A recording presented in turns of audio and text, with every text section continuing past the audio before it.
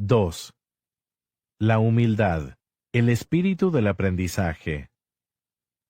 ¿Ha notado lo fácilmente que algunas personas se recuperan de las pérdidas? Aprenden de ellas y llegan a ser incluso mejores de lo que eran antes.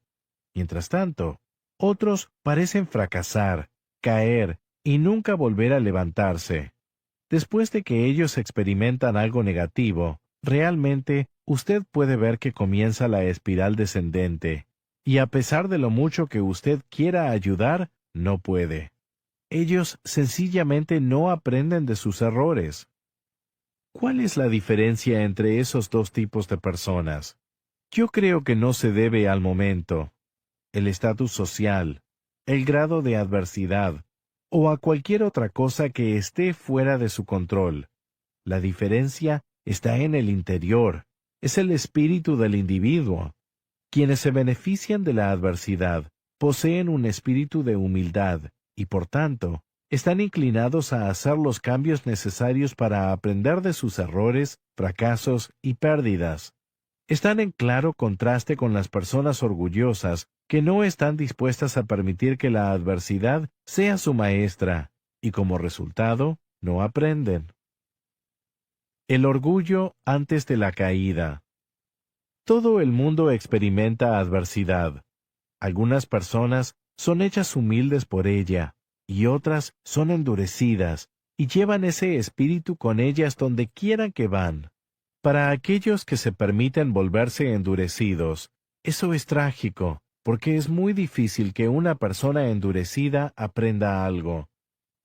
Ezra Taft Benton observó: el orgullo se preocupa por quién lleva la razón. La humildad se preocupa por lo que es correcto. Esta es una descripción bastante precisa. El orgullo hace que las personas se justifiquen a sí mismas, incluso cuando saben que no tienen razón. Y eso es solamente el principio. Echemos un vistazo a la influencia negativa que puede tener el orgullo sobre una persona. Culpa. En lugar de asumir responsabilidad, las personas orgullosas culpan a otros. Creen que otra persona tiene la culpa siempre que las cosas no salen bien para ellos. Negación. En lugar de ser objetivos y realistas, no afrontan la realidad. El orgulloso líder de un negocio decidirá ignorar lo que es obvio para todos los demás. El orgulloso miembro de una familia disfuncional racionalizará su propia conducta y la de los demás. Estrechez de mente. En lugar de ser abiertas de mente y receptivas, las personas orgullosas están a la defensiva y se oponen a las nuevas ideas. Dicen: este es el modo en que siempre lo hemos hecho, y tienen poco interés en la innovación o la mejora. Rigidez. En lugar de ser flexibles,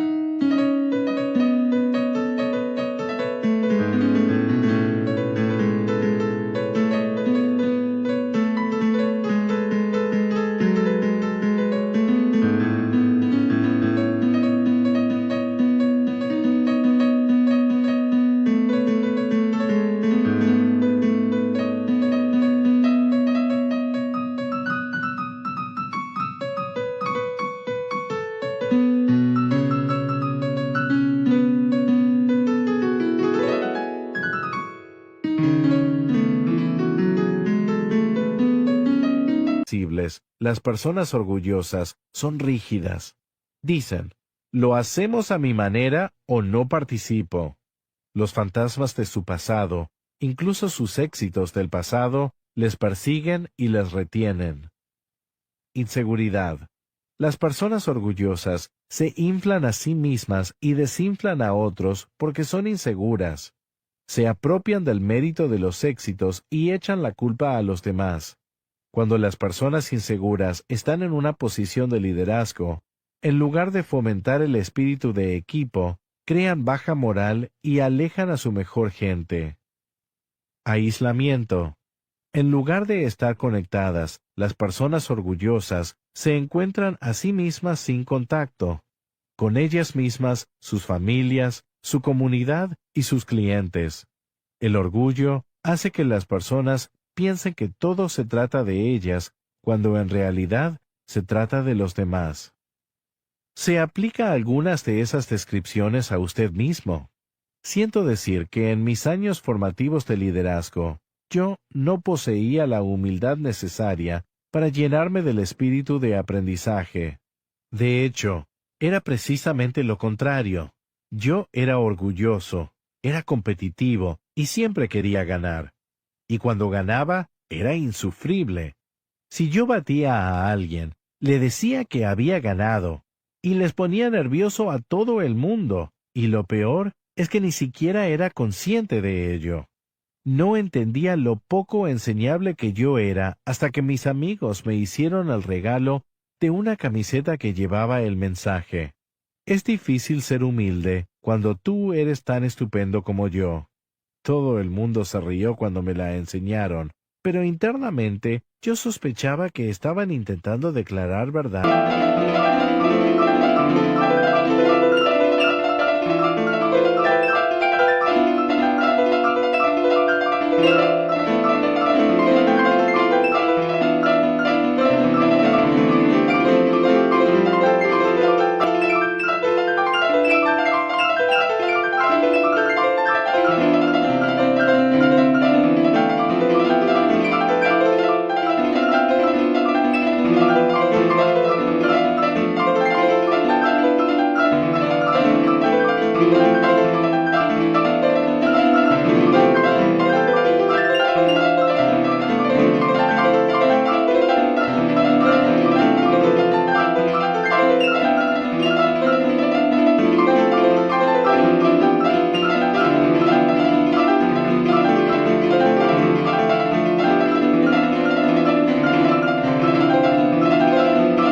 A mi vida. Después acudí a una de las personas que me hicieron el regalo y le pregunté si realmente era así. Sí, me dijo ella, así eres tú, pero te queremos y sabemos que puedes cambiar. Eso me abrió los ojos. Sus amables palabras conectaron conmigo y me dieron convicción, y decidí intentar cambiar mi actitud y pasar de experto a novato. Fue necesario mucho tiempo para poner en práctica esa decisión, 2 o 3 años. Las personas arrogantes no se vuelven humildes rápidamente, pero fue el comienzo de un cambio en mí, un deseo de aceptar una humildad que hace que sea posible el aprendizaje. Sigo siendo una persona con confianza, pero trabajo cada día para evitar que esa confianza llegue a convertirse en una barrera para mi capacidad de aprender. Puede que usted ya sea una persona humilde que posee el espíritu del aprendizaje. Si es así, eso es fantástico. Pero si no lo es, aquí tiene la buena noticia. Usted puede cambiar. Si yo lo hice, entonces también usted puede hacerlo.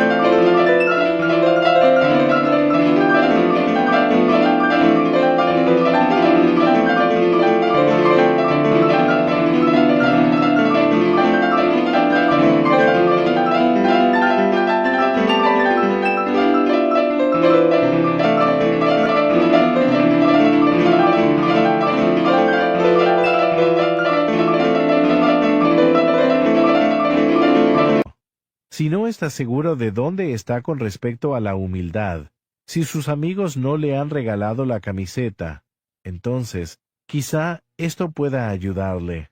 Kirk Hansen, profesor universitario y director ejecutivo de Markula Center for Applied Ethics en la Universidad de Santa Clara, ofrece una lista de características que muestran los líderes que no son enseñables. Él dice que esas características son con frecuencia el talón de Aquiles de los líderes. Yo creo que también se aplican a cualquiera que no posea el espíritu de aprendizaje. He modificado ligeramente sus puntos, planteándolos como preguntas, para que usted pueda preguntarse cuál se le aplica. ¿Tiende a creer que usted lo sabe todo? ¿Tiende a pensar que usted debería estar al mando? ¿Cree algunas veces que las reglas no se aplican a usted? ¿Cree que no debería usted fallar? ¿Tiende a creer que realiza las cosas sin ayuda de nadie? ¿Cree que es usted mejor que otros que tienen menos talento o posición? ¿Cree que es usted tan importante o más importante que la organización? Si responde sí a muchas de esas preguntas, puede que no posea el espíritu de aprendizaje. Por favor, no se desaliente. Si ha tenido un mal comienzo, no se preocupe, pues puede usted cambiar. Recuerde, es el final y no el principio lo que cuenta más en la vida.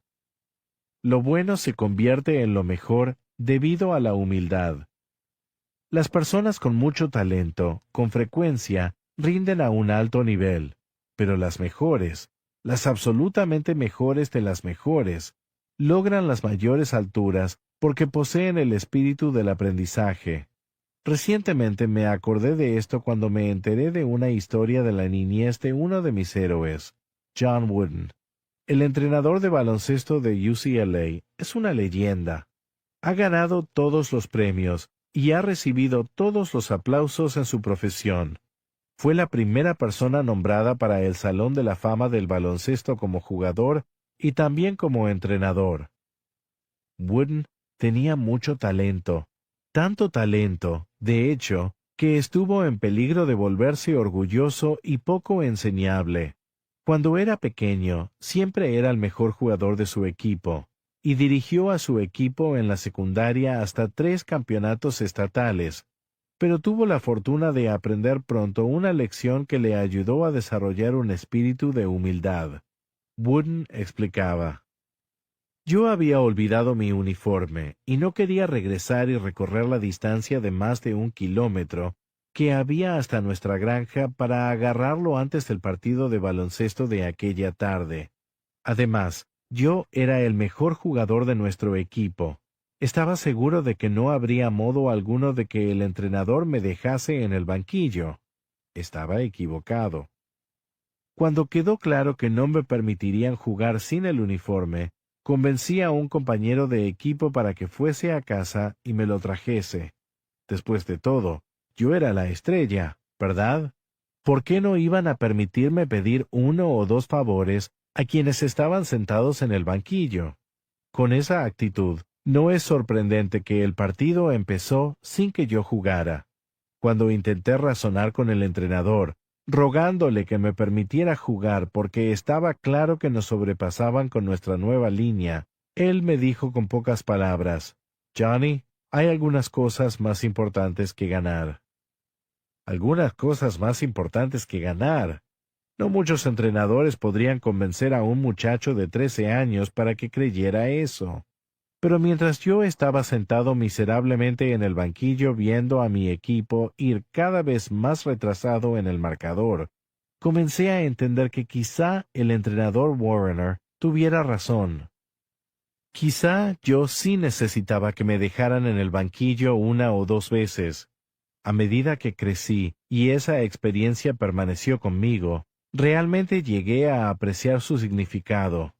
Las lecciones de la vida sobre responsabilidad y humildad que yo necesitaba aprender marcaron un trazo en la columna de pérdidas en el historial de una liga escolar, y al comienzo de la segunda mitad, el entrenador me dejó salir a jugar el partido. Cuando era un muchacho de 13 años, Wooden poseía todas las cualidades que Kirk Hansen dice que poseen los líderes arrogantes.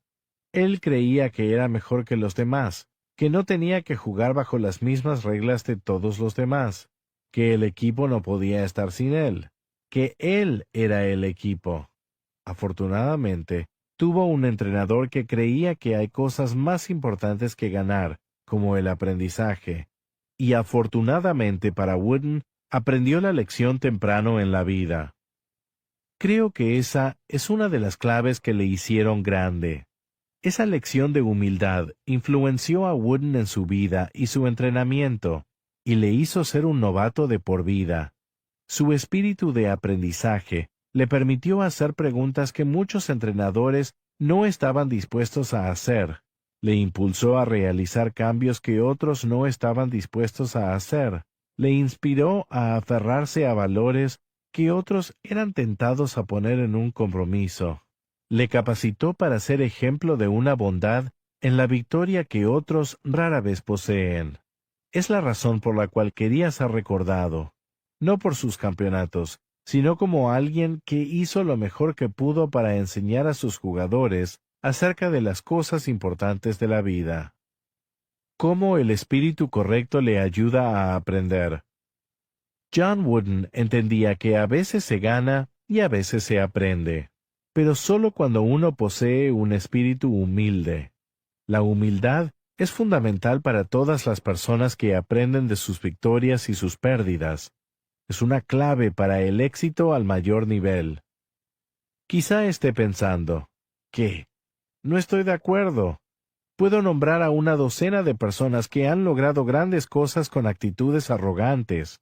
Yo también. Pero ¿qué podrían haber logrado si hubieran poseído el espíritu del aprendizaje? Quizá habrían sido incluso más grandes.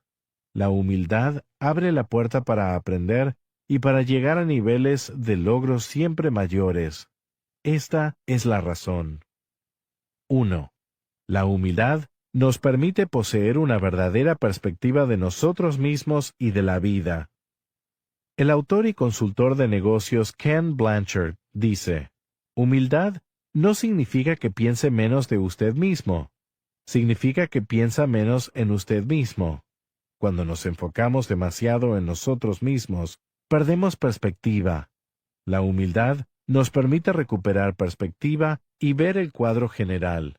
Nos hace entender que aunque puede que nosotros estemos en el cuadro, no somos todo el cuadro. Yo he tenido en ocasiones el privilegio de pasar tiempo con Billy Graham. Sus logros como líder religioso son legendarios. Eso podría hacer que una persona pierda perspectiva. Sin embargo, no parece haberle afectado a él. Lo que siempre sobresalió para mí por encima de sus logros es su humildad. Su espíritu está tipificado por un incidente que una vez sucedió en un elevador. Otra persona le reconoció y preguntó, «Usted es Billy Graham, ¿no es así?» «Sí», respondió Graham. «Bueno», dijo el hombre, «es usted verdaderamente un gran hombre». «No, yo no soy un gran hombre», respondió Graham. «Tan solo tengo un gran mensaje». Cuando poseemos un espíritu de orgullo y no de humildad, nubla nuestra perspectiva de nosotros mismos y del mundo que nos rodea.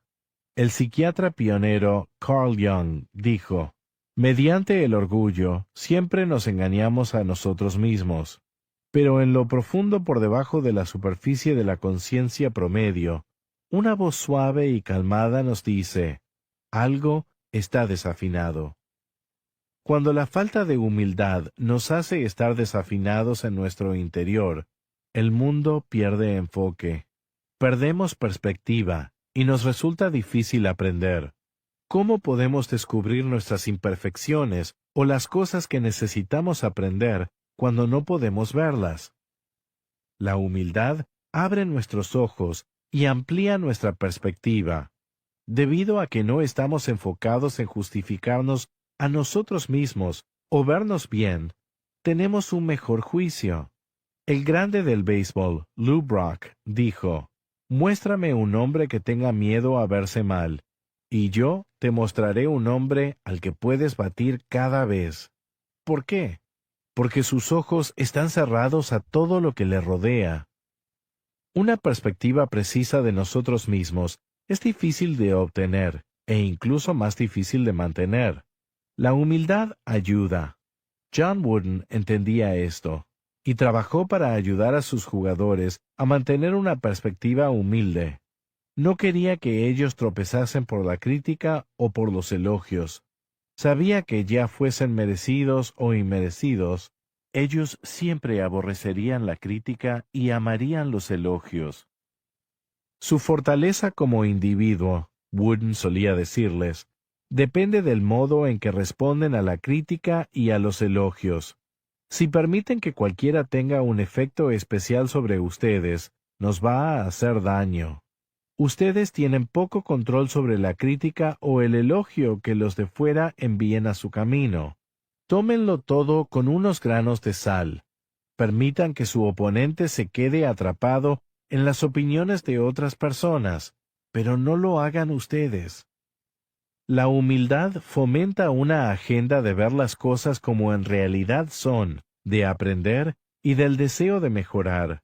Donde el orgullo fomenta estrechez de mente y siempre busca justificarse a sí mismo, la humildad fomenta la apertura de mente y un deseo de mejorar.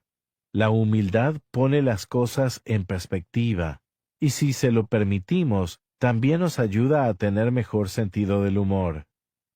Una vez preguntaron a Winston Churchill, uno de los grandes primeros ministros de Gran Bretaña, ¿no le emociona saber que cada vez que usted da un discurso, el salón está lleno a rebosar? Es bastante halagador, respondió el hombre de asado. Pero cuando me siento así, recuerdo que si en lugar de dar un discurso político me estuvieran ahorcando, la multitud sería el doble de numerosa. 2. La humildad nos capacita para aprender y crecer ante las pérdidas. Cuando las personas son lo bastante humildes para tener una perspectiva clara y realista de ellas mismas, su visión normalmente es también clara y realista cuando se enfrentan a sus errores, fracasos y otras pérdidas. Esa capacidad de ver con claridad les prepara para aprender y crecer. El éxito no radica en eliminar nuestros problemas y errores, sino en crecer mediante ellos y con ellos.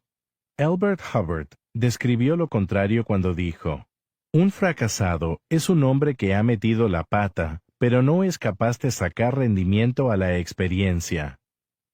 ¿Cómo aprende de los errores una persona humilde? Haciendo una pausa y reflexionando. Creo firmemente que la experiencia no es la mejor maestra. La experiencia evaluada sí lo es.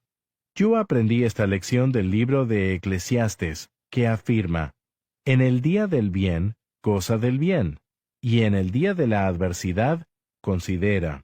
Se cree que Eclesiastes fue escrito por el rey Salomón de Israel, de quien se decía que era el hombre más sabio que vivió jamás.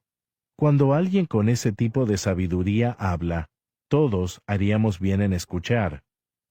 Las personas verdaderamente humildes nunca tienen temor a admitir que estaban equivocadas. Cuando lo hacen, es como decir que son más sabias hoy de lo que eran ayer. Y desde luego, hay también otros beneficios secundarios. Como bromeaba el gran novelista estadounidense Mark Twain, siempre reconozca una falta sinceramente. Eso hará que quienes están en autoridad bajen la guardia y le den una oportunidad de cometer más. Los errores pueden ser con frecuencia nuestros mejores maestros. Si estamos dispuestos a admitirlos y aprender de ellos, obtenemos más conocimiento y sabiduría. Podemos hacer eso si cada vez tomamos tiempo para reflexionar en ellos, haciendo las siguientes preguntas. ¿Qué salió mal? ¿Cuándo salió mal? ¿Dónde salió mal? ¿Por qué salió mal? ¿Cómo contribuí yo a hacer que saliera mal? ¿Qué puedo aprender de esta experiencia? ¿Cómo aplicaré en el futuro lo que he aprendido? Hacer tales preguntas puede ser un proceso lento e incómodo, especialmente para las personas orientadas a la acción, pero siempre produce recompensa. La humanidad está llena de errores. La humildad nos permite aprender de ellos. 3. La humildad nos permite soltar la perfección y seguir intentándolo. Mi nieto John, el hijo de mi hijo Joel y su esposa Liz, es un niño maravilloso. Diría eso aunque no fuese mi nieto. Es muy inteligente, pero también tiende a ser un poco serio y perfeccionista. Para ayudarle en eso, sus padres le compraron un libro titulado Mistakes That Worked, Errores que Funcionaron, de Charlotte Falls Jones. Lo leen juntos y le ayuda a entender que no tiene que ser perfecto para ser exitoso. En el libro, Jones escribe: llámense accidentes, llámense errores, incluso hallazgo fortuito. Si se supiera la verdad, podríamos sorprendernos por el número de grandes invenciones y descubrimientos que fueron accidentales, no planeados y no intencionados. Los inventores mencionados en este libro no solo eran inteligentes, sino que también estaban alerta. Es fácil fracasar y después abandonar la idea por completo. Es más difícil fracasar, pero después reconocer otro uso para ese fracaso. Los inventores y descubridores mencionados en este libro deberían enseñarnos a todos nosotros la lección declarada mejor por Bertolt Brecht en 1930. Inteligencia no es no cometer errores, sino ver rápidamente cómo hacerlos buenos.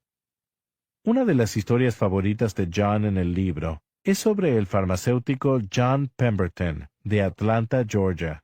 En 1886, el farmacéutico quería desarrollar un nuevo remedio para posibles clientes. Ya había inventado coca vino francés, el tónico nervioso ideal, restaurador de la salud y estimulante, elixir de limón y naranja, y tinte mágico reina india para cabello del Dr. Pemberton. Esta vez creó una nueva medicina para aliviar el agotamiento, ayudar al nerviosismo y suavizar los dolores de cabeza. Pemberton estaba contento con su producto, un sirope que mezcló con agua y servía frío. Pero entonces ocurrió un feliz accidente. El ayudante de Pemberton mezcló accidentalmente la mezcla con agua con gas. La bebida fue transformada. Pemberton era demasiado orgulloso para admitir que su visión original para la bebida era inferior a la creación de su ayudante y, como resultado, decidió no venderla como medicina, sino en cambio como un refresco. Le puso el nombre de Coca-Cola. Actualmente, Coca-Cola es el refresco más popular en todo el mundo. 4. La humildad nos permite sacar el mayor partido a nuestros errores. Eso nos lleva a la última manera en que un espíritu humilde de aprendizaje nos ayuda, y es permitiéndonos sacar el mayor partido a nuestros errores y fracasos. En cierta ocasión, le pidieron al novelista Mark Twain que nombrara al mayor de todos los inventores. Su respuesta: accidentes. Su respuesta es inteligente, pero también revela una gran verdad. Cuando somos humildes, estamos abiertos a ver nuestros errores como posibilidades de innovación y éxito. La historia está llena de relatos de científicos e inventores que cometieron errores que se convirtieron en grandes descubrimientos. En 1839, Charles Goodyear estaba realizando unos experimentos con el caucho. La sustancia, derivada de la savia de los árboles, se conocía desde hacía siglos. Las personas habían intentado darle un uso práctico, pero cuando se calentaba, se derretía, y cuando se enfriaba, se desmenuzaba. Goodyear lo mezcló con varias sustancias, pero ninguna lo transformaba en una sustancia útil.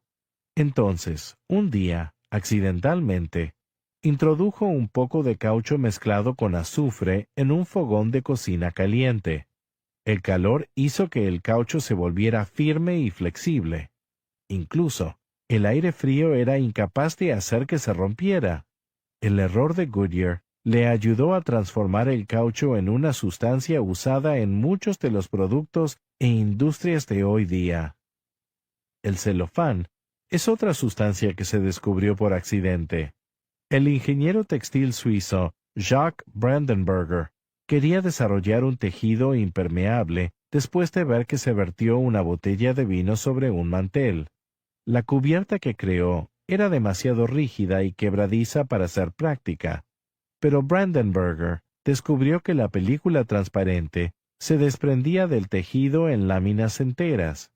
En 1908, desarrolló una máquina que podía producir esas láminas. La penicilina también surgió como resultado de un error. Cuando el investigador Alexander Fleming introdujo por accidente moho en el cultivo de gripe en una de sus placas de Petri en 1928, no se burló de sus descuidados esfuerzos. Estudió los resultados, aisló e identificó el moho, lo cual le llevó a la creación de la vacuna que ha salvado innumerables vidas. El poder para cocinar de los microondas se descubrió cuando un ingeniero derritió por error una chocolatina que tenía en su bolsillo al usarlos. El teflón se descubrió cuando un investigador trabajando con refrigerantes dejó una muestra fuera durante toda la noche por error. Las notas Post-it se desarrollaron debido a un error al desarrollar un nuevo adhesivo. Si usted lleva el espíritu correcto a su trabajo, puede convertir cualquier error en una oportunidad. El éxito y la fama no siempre llegan a las personas con más talento. A veces, llegan a la persona que puede convertir la adversidad en una ventaja. O, como dice John Kenneth Galbraith, si todo lo demás falla, la inmortalidad siempre puede quedar asegurada por el error espectacular. Una descripción de la humildad. Me encanta la historia de humildad que hay en la vida de la persona que ha sido llamado un hombre del Renacimiento americano. Su primer amor fue el arte, y creció queriendo ser pintor, pero tenía la mentalidad de un aprendiz y un espíritu humilde, lo cual alimentó su mente curiosa e hizo que su interés cambiase extensamente. En Yale estudió filosofía religiosa, matemáticas y ciencias, graduándose a los 19 años de edad. Al terminar su educación formal, sus padres insistieron en que se hiciera aprendiz de librero, pero su principal pasión era la pintura. Intentó convencer a sus padres de que le dejasen viajar para formarse como artista. Después de un año, finalmente cedieron, enviándole a Inglaterra a estudiar pintura. Le fue muy bien. Creó una escultura de yeso que ganó una medalla de oro en la Sociedad de las Artes Adelphi Society, y una gran lona que pintó recibió una aclamación de la crítica de la Royal Academy. Al regresar a los Estados Unidos, abrió un estudio en Boston, y se convirtió en un respetado pintor que viajaba de una ciudad a otra, buscando encargos para dibujar retratos. Mientras estaba en Concord, New Hampshire, conoció a una chica acerca de la cual escribió a sus padres en una carta con fecha de 20 de agosto de 1816. Queridos padres, les escribo unas líneas solo para decirles que estoy bien y con mucho trabajo, ya que pasado mañana habré recaudado $100, lo cual pienso yo que está bastante bien para 3 semanas. Estaré aquí probablemente 2 semanas a partir de ayer. Tengo otros atractivos además del dinero en este lugar. Conocen a la familia Walker de este lugar, Chaz. Walker, el hijo del juez W., tiene 2 hijas, y la mayor de ellas es muy hermosa, amable, y con una disposición excelente. Quizá me esté haciendo ilusiones, pero creo que yo podría ser un buen candidato. Quizá ustedes piensen de mí que soy un irresponsable terrible, que estoy continuamente fracasando en el amor de esta manera, pero me da miedo pensar en convertirme en un viejo solterón y ya tengo 25 años. De momento, no hay por qué apresurarse, ya que la jovencita tan solo tiene 16. Estaba locamente enamorado. Pasó menos de un mes cuando dio seguimiento a su primera carta a sus padres, escribiéndoles otra. Escribió: Todo va muy bien, mucho mejor de mis más optimistas expectativas. Cuanto más la conozco, más amable parece. Es muy hermosa, y a la vez no es coqueta, y lo suficientemente modesta para ser tímida y a la vez franca y abierta de corazón. Siempre que he preguntado por ella, invariablemente oigo el mismo carácter de destacada amabilidad, modestia y de dulce disposición. Cuando comprueben que es así, creo que ustedes no me acusarán de estar apresurándome a llevar la relación a una crisis. Me atreví a abrirle mi corazón, y en lugar de respuestas oscuras y ambiguas, las cuales algunas serían para dar tormento y dolor, ella, franca pero modesta y tímidamente, me dijo que era mutuo. Por más, está decir que nos hemos comprometido. Nunca fue ser humano alguno más feliz de lo que yo soy, y a la vez, qué desdichado y desagradecido he sido.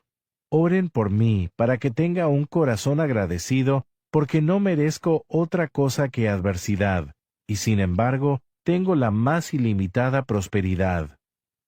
Ella le esperó 2 años, y el 29 de septiembre de 1818 se casaron. Casi un año después, tuvieron su primer bebé, una niña. A medida que crecía su familia, lo hacía también su éxito como pintor. Pintó a personas importantes como el inventor Eli Whitney, el presidente de Yale, Jeremiah Day, el escritor y lexicógrafo Noah Webster, el marqués de Lafayette, y el presidente de los Estados Unidos, James Monroe. Mientras tanto, seguía cultivando su amor por la invención y la innovación. Él y su hermano desarrollaron una bomba de agua para los camiones de bomberos, la cual patentaron, pero no pudieron rentabilizar. También inventó una máquina para cortar mármol para tallar esculturas, pero no pudo patentarla. Parecía irle todo bien. Entonces, en 1825, mientras trabajaba en una pintura en Nueva York, recibió una carta de su padre diciendo que su esposa estaba enferma. El hombre se apresuró a ir a casa, pero cuando llegó, su esposa había muerto. Quedó devastado por la pérdida. Lo que empeoró la situación fue que cuando llegó a casa, ya había sido enterrada. Ni tan siquiera pudo llegar a su funeral. El nombre de este hombre era Samuel F. B. Morse. Se recuperó de su dolor por la muerte de su esposa, pero su frustración por la lentitud de la comunicación se quedó con él. Como resultado, comenzó a aprender acerca de la electricidad y el electromagnetismo. Y en 1832, ideó una máquina capaz de enviar mensajes por cable a largas distancias. También comenzó a formular un código a base de puntos y guiones que se podía usar para la comunicación. El comienzo de la década de 1800 fue un tiempo de experimentación y rápidos avances en la electricidad. Morse aprendió humildemente de los avances de otros y estudió sus invenciones. Modificó sus diseños varias veces. En 1838, estaba demostrando su aparato de comunicación, al cual llamó telégrafo. La invención de ese aparato, junto con el código que lleva su nombre, es por lo que se le conoció a Morse. Llevó al mundo a la era moderna de la comunicación.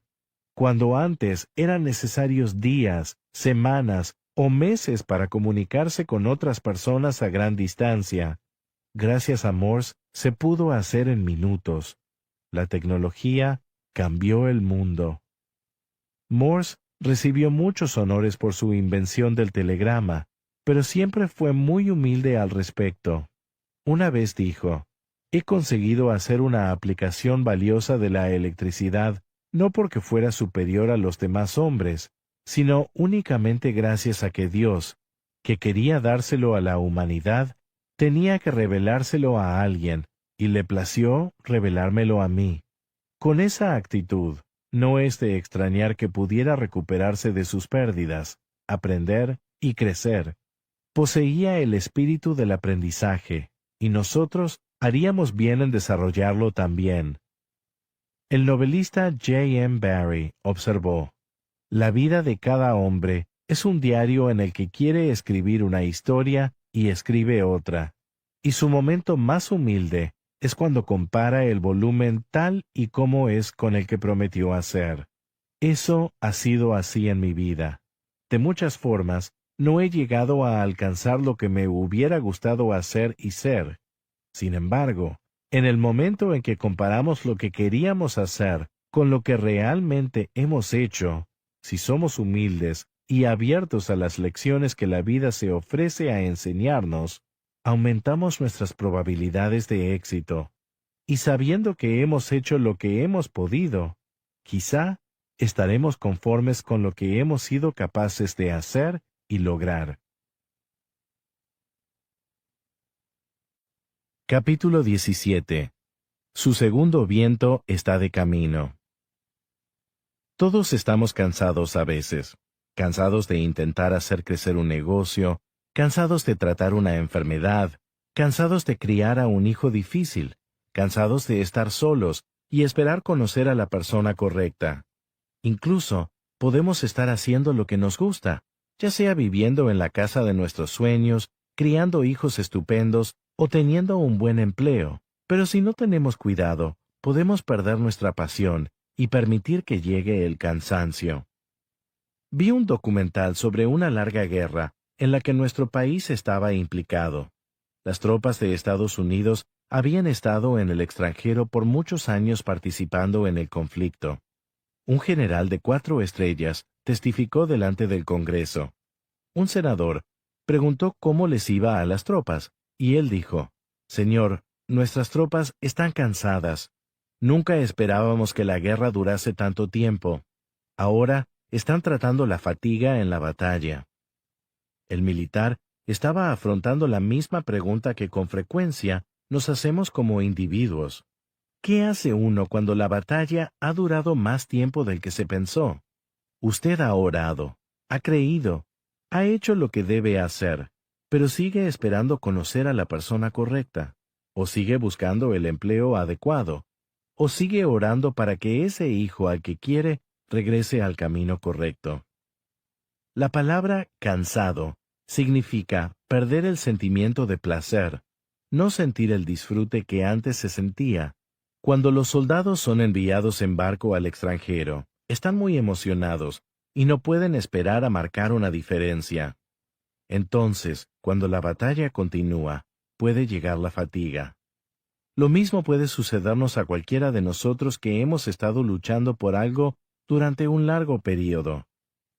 El problema es que cuando usted se permite llegar a estar cansado, será tentado a abandonar el crecimiento, abandonar estar firme por ese hijo apartado, abandonar creer que llegará a tener salud, o abandonar perseguir sus metas y sueños. Una mujer que visitaba nuestra iglesia me dijo que estaba en la ciudad para hacerse un chequeo médico en el Gran Centro para el Cáncer en Houston, y que no había recibido las noticias que esperaba. Había pasado por 6 meses de quimioterapia y esperaba haber terminado, desde luego. Pero descubrió que el tratamiento sí hizo algún bien, pero le dijeron que necesitaba otros 6 meses de tratamiento. Estaba muy decepcionada. Me dijo: «Joel, estoy cansada. No creo que pueda hacer esto durante otros 6 meses». De camino hacia nuestras victorias, siempre afrontaremos la prueba del cansancio. Seremos tentados a desalentarnos y abandonar. La prueba nunca llega cuando estamos frescos, nunca llega cuando comenzamos. Siempre llega cuando estamos cansados, pues es entonces cuando somos más vulnerables. El apóstol Pablo dijo en Gálatas 6:9: «No nos cansemos de hacer el bien, porque a su debido tiempo cosecharemos si no nos damos por vencidos». 3 palabras son la clave de este pasaje: damos por vencidos. En otras palabras, si usted no abandona, si se sacude el cansancio, Si se viste de una nueva actitud, sabiendo que Dios sigue teniendo el control, si permanece firme y dice, he llegado demasiado lejos para detenerme ahora, si no se da por vencido, verá cumplirse la promesa. En lugar de quejarse por lo larga que está siendo la batalla, deberíamos decir, esto también pasará. Sé que no es permanente, sino solo temporal. No voy a acampar aquí. Sigo adelante. El cansancio mantuvo al pueblo de Israel fuera de la tierra prometida. Estaban cerca de su victoria, al lado de la tierra prometida. Dios ya había dicho que les daría la tierra, y lo único que tenían que hacer era entrar y luchar por ella, pero permitieron que entrase el cansancio. Habían atravesado el desierto, habían vencido obstáculos, derrotando a todo tipo de enemigos. Entonces se cansaron. Moisés intentó conseguir que siguieran adelante, pero el cansancio condujo al desaliento. Cuando usted está desalentado, ve el problema en lugar de ver la posibilidad. Habla sobre el modo en que es, en lugar del modo en que puede llegar a ser. El pueblo de Israel comenzó a quejarse. Moisés, nuestro enemigo es demasiado grande, y no tenemos oportunidad alguna, nunca los derrotaremos. Ellos tomaron una decisión permanente, basándose en un sentimiento temporal. Si usted se permite llegar a cansarse, y pierde su pasión, también será tentado a tomar decisiones basándose en cómo se siente, en lugar de basarse en lo que sabe. Cuando sienta que llega ese cansancio, necesita orar para reunir fuerzas.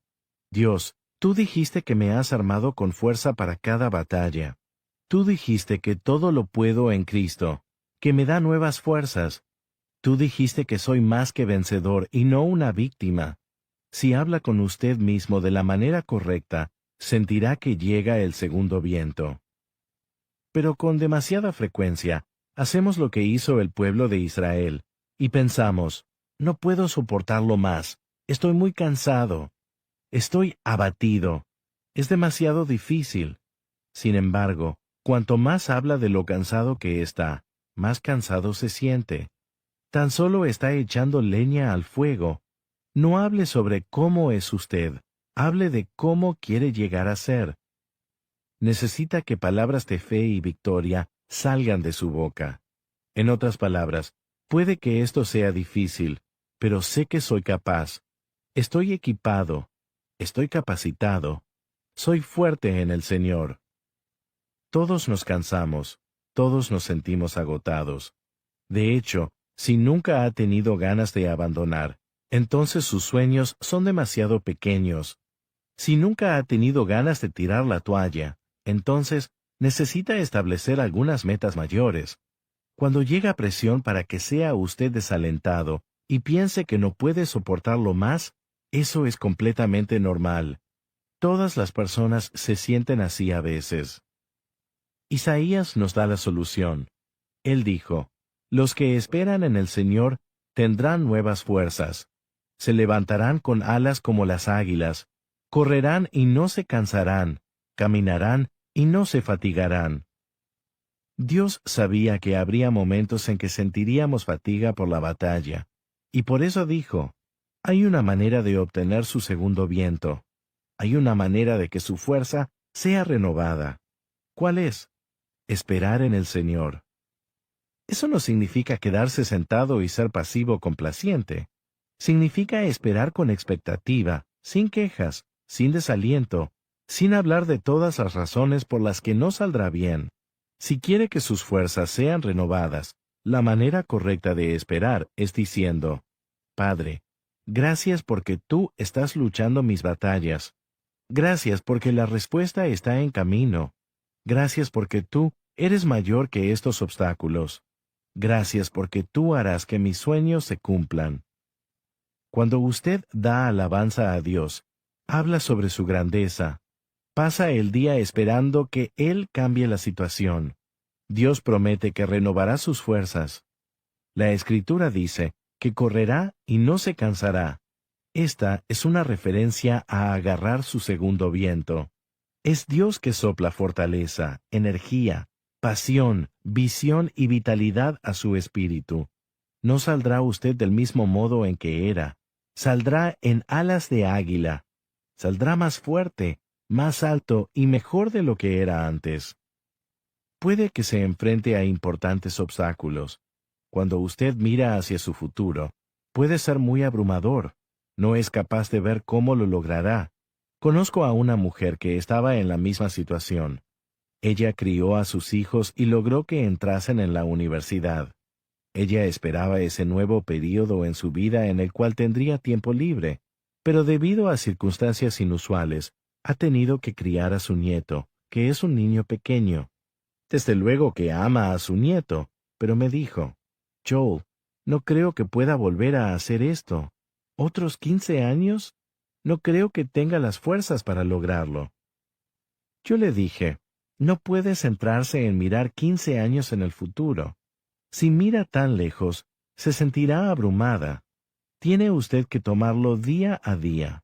Hoy no tiene las fuerzas que necesita para mañana. Cuando llegue mañana, tendrá las fuerzas para ese día. No puede pensar en batallar durante años y años. En cambio, enfóquese en un día cada vez. Dios dice solamente, ¿lo harás hoy? ¿Te apropiarás de mi fuerza hoy? ¿Esperará usted en el Señor hoy? ¿No abandonará y se cansará hoy? Si pasa la prueba y lo hace hoy, entonces cuando llegue a mañana, la fuerza que necesita para ese día estará ahí. Mientras se preocupe, ¿cómo voy a lograrlo la semana que viene o el próximo mes o dentro de 20 años? Esa preocupación agotará sus fuerzas, agotará su energía, agotará su pasión y agotará su victoria. Lo único que hace la preocupación es abatirnos y evitar que disfrutemos de la vida. En lugar de preocuparse por su futuro, levántese cada mañana y diga para sí, puedo hacer esto un día más. Puede que no sepa cómo podría hacerlo en los próximos 20 años, pero sé que puedo hacerlo otras 24 horas más. Puedo permanecer en fe un día más. Puedo mantener una buena actitud un día más. Puedo tener una sonrisa en mi cara otras 24 horas. Tómelo día a día.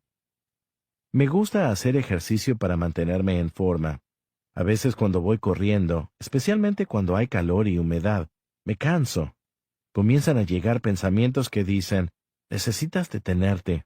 Te sientes incómodo. Es difícil y mira la distancia que todavía te queda por recorrer. La verdadera batalla tiene lugar en nuestras mentes.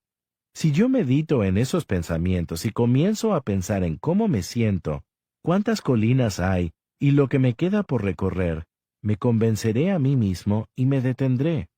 En cambio, dejo de mirar a los 2 kilómetros siguientes y comienzo a decirme a mí mismo, puedo hacer esto un paso más, un paso más, un paso más. Cuando me enfoco no en lo que me queda por recorrer, sino en el siguiente paso, poco después levanto la vista y casi he llegado. He proseguido en medio del dolor de sentirme incómodo. He encontrado un ritmo y de repente llega mi segundo viento, y en lugar de apenas lograrlo, voy remontando sobre esas alas de águila. Termino fuerte. Llegarán pensamientos a usted. Nunca va a cambiar. Nunca vas a ponerte bien. Nunca alcanzarás tus metas. Pero no los escuche. Dios dijo en Job que Él ha establecido un final para la dificultad.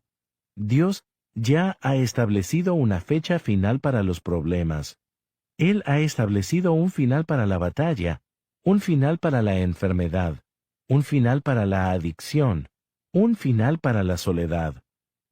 Recuérdese eso a usted mismo cuando esté en un período difícil y sienta que llega el cansancio, diciéndole, no vale la pena, te sientes demasiado incómodo, te queda mucho por recorrer.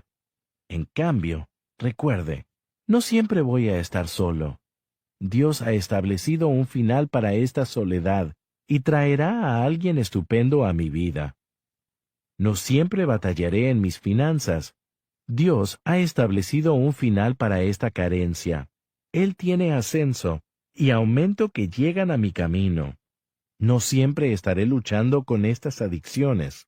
Estos malos hábitos no me perseguirán toda mi vida. Dios les ha puesto fin.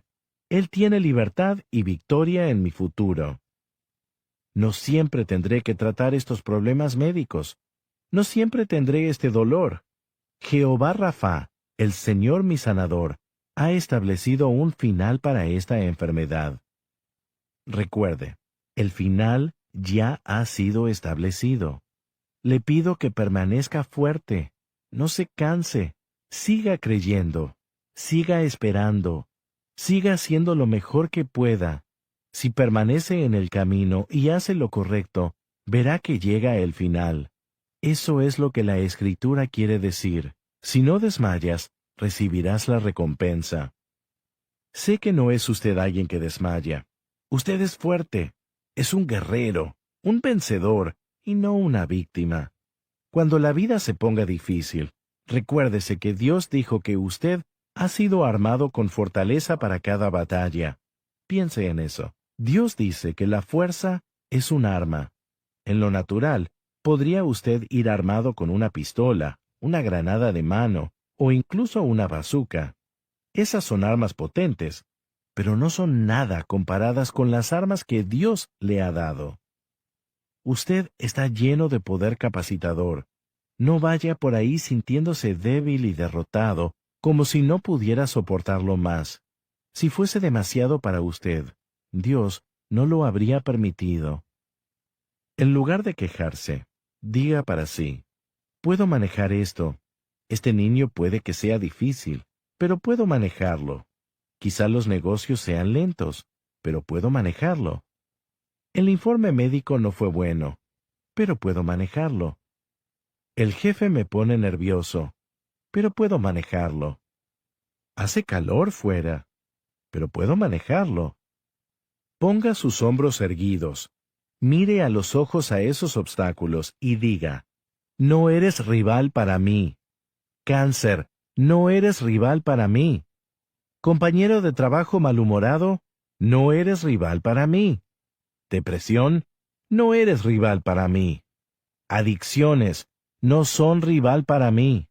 Batalla y carencia, no son rival para mí. Sé que tu final ya ha sido establecido, y es solo cuestión de tiempo que Dios cambie la situación. Es solo cuestión de tiempo que Él haga que ese sueño se cumpla.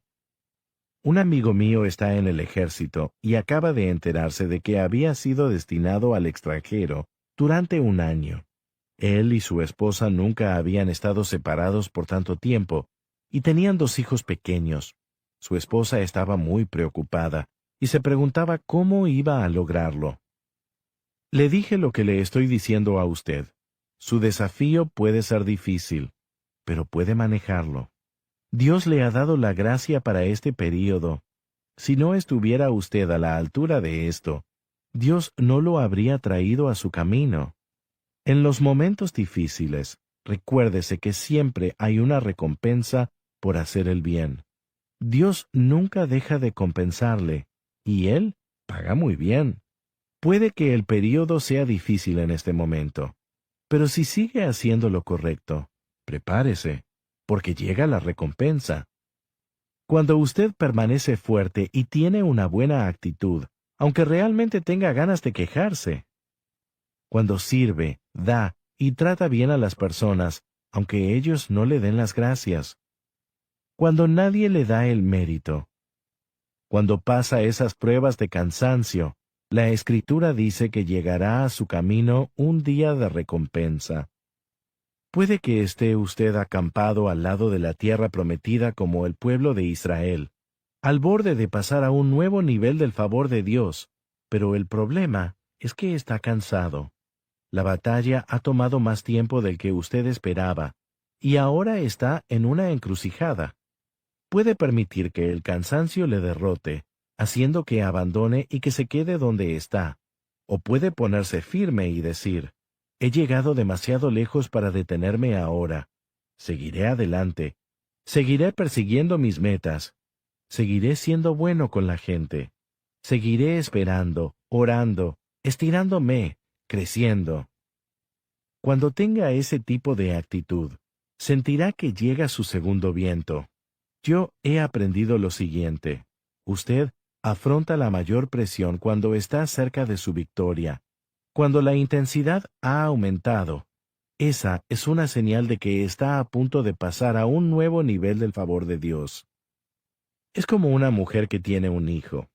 Cuando afronta el mayor dolor, está cerca de dar a luz. Es el mismo principio en la vida.